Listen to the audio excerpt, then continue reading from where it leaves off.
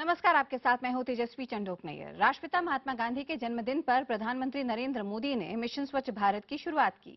लोगों को सफाई का संदेश देने के लिए प्रधानमंत्री ने खुद झाड़ू लगाई और कूड़ा उठाया। प्रधानमंत्री ने इंडिया गेट पर लोगों को शपथ दिलाई कि गंदगी ना तो करेंगे और ना ही गंदगी करने देंगे। मोदी ने कहा कि राष्ट्रपिता ने स्वच्छ भारत का सपना देखा था, लेकिन आजादी के 67 साल बाद भी हम बापू के सपने को पूरा नहीं कर पाए हैं। इस मौके पर पीएम ने देश के 125 करोड़ जनता का आह्वान किया और कहा कि सबको मिलकर सफाई का बापू का सपना पूरा करना है। पीएम मोदी ने इस मौके पर 9 मशहूर हस्तियों को मिशन स्वच्छ भारत से जुड़ने के लिए निमंत्रित किया। दिल्ली समेत देश के करोड़ों लोग इस स्वच्छता अभियान में शामिल हुए। स्कूल कॉलेजों में भी ये अभियान चलाया गया। मंत्री से मंत्री तक सभी सफाई अभियान में जुड़े रहे।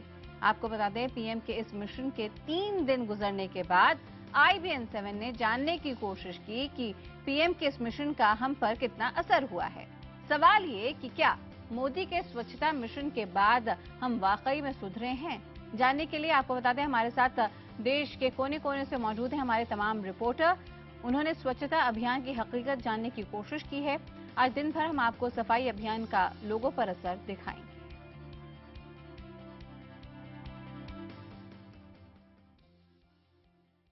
और सरकार के स्वच्छता अभियान का असर दिल्ली में देखने को मिल रहा है। खासकर उन इलाकों में पहले से ज्यादा सफाई है जहां प्रधानमंत्री नरेंद्र मोदी 2 अक्टूबर को गए थे और सफाई अभियान में शरीक हुए थे। IBN 7 ने शनिवार को दिल्ली के कुछ इलाकों का जायजा लिया और पाया कि सफाई को लेकर लोगों का नजरिया बदला है।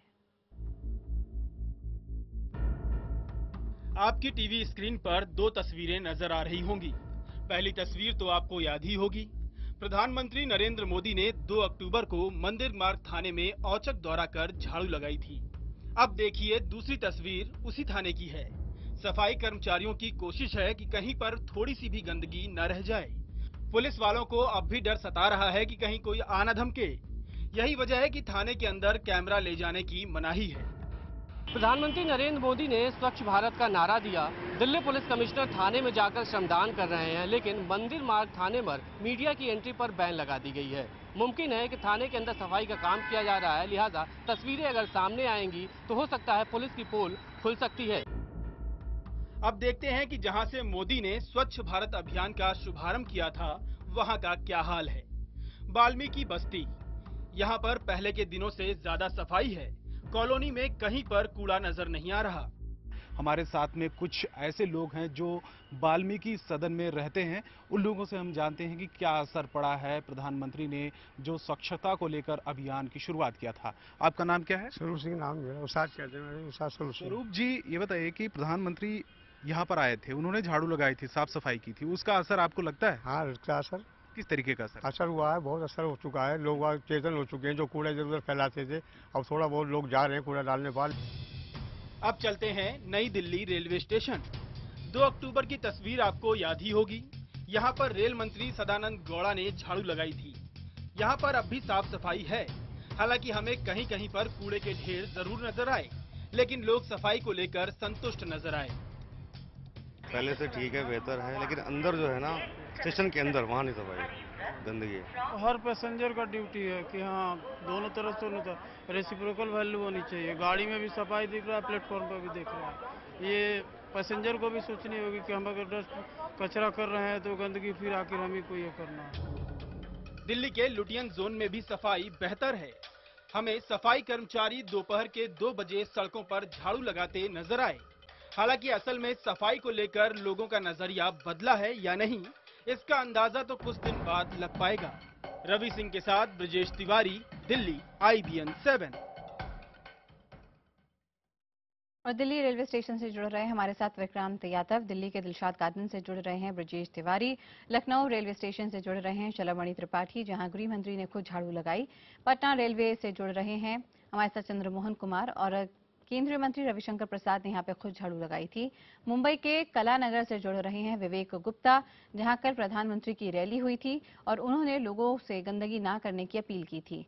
हम ये जानने की कोशिश करेंगे कि पीएम की अपील का कितना असर हुआ है। विक्रांत, पहले आप पर आना चाहेंगे और जानना चाहेंगे फिलहाल क्या तस्वीरें आप हमें दिखा सकते हैं और कितना बदलाव?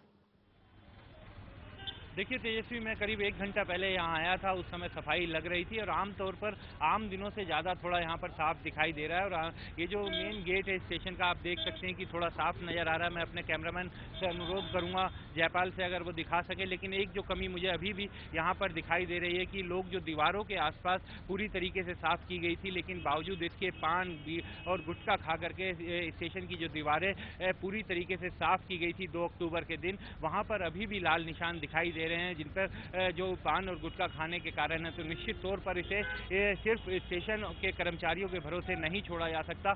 आम लोगों को अपनी जिम्मेदारी को समझना पड़ेगा और इसमें अभी हो सकता है कि थोड़ा समय लगे। लेकिन जो पीएम ने दूसरी मुहिम शुरू की है कि फोटो उन्होंने मंगवाई है कि जो गंदगी करे उसकी फोटो खींचे, अगर वो मुहिम शुरू होती है और उसका अच्छा परिणाम नजर आता है तो हो सकता है कि सोच को बदला जा सके। लेकिन स्टेशन पर कई दीवारों पर अभी भी लाल निशान दिखाई दे रहे हैं जो उस दिन पूरी तरीके से साफ किए गए थे। तेजस्वी, बिल्कुल बने रहिए हमारे साथ। रुक करते हैं दिल्ली के दिलशाद गार्डन का। ब्रिजेश, वहां से क्या खबर?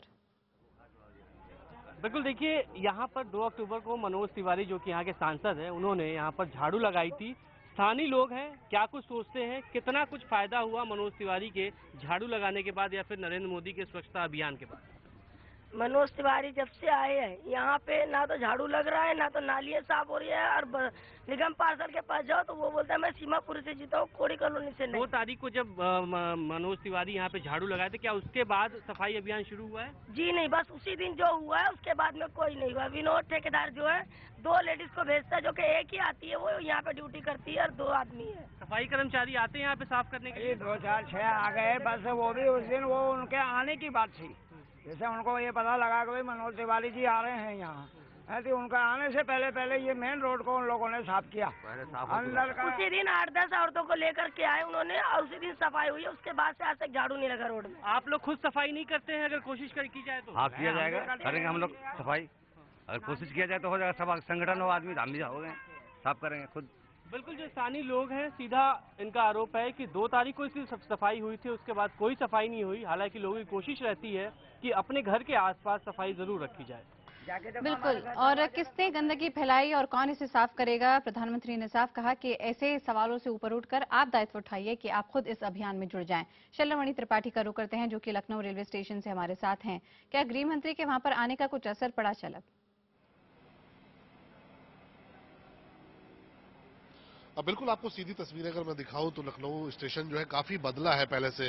2 अक्टूबर को यहाँ पर राजनाथ सिंह ने सफाई अभियान की शुरुआत की थी और प्लेटफॉर्म पहले से काफी साफ नजर आ रहा है। लेकिन इतना जरूर है कि जो सफाई कर्मचारी है वो मुस्तैद हुए हैं, लोग भी पहले से ज्यादा जागरूक हुए हैं। लेकिन अभी और सुधार की गुंजाइश है। जब तक लोग खुद अपनी तरफ से प्रेरित ना हो इस बात के लिए कि वो गंदगी नहीं करेंगे और गंदगी कहीं होती है तो सफाई का बीड़ा उठाएंगे, तब तक और ज्यादा बेहतरी नहीं हो सकती। हालांकि पहले से काफी कुछ बदला है, लेकिन अभी इसमें और भी बेहतरी की गुंजाइश है और लोगों को खुद उसके लिए जागरूक होना होगा कि वो ना तो गंदगी करेंगे और ना ही गंदगी देख पाएंगे। बिल्कुल। आइए रुक करते हैं पटना रेलवे स्टेशन का। यहाँ पे चंद्रमोहन कुमार मौजूद हैं। चंद्रमोहन, वहां पर आपको असर दिखता है सफाई अभियान का?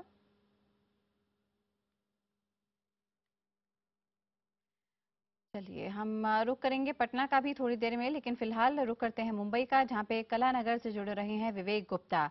विवेक, बताइए कि मुंबई वासियों पर कितना असर हुआ प्रधानमंत्री के सफाई अभियान का?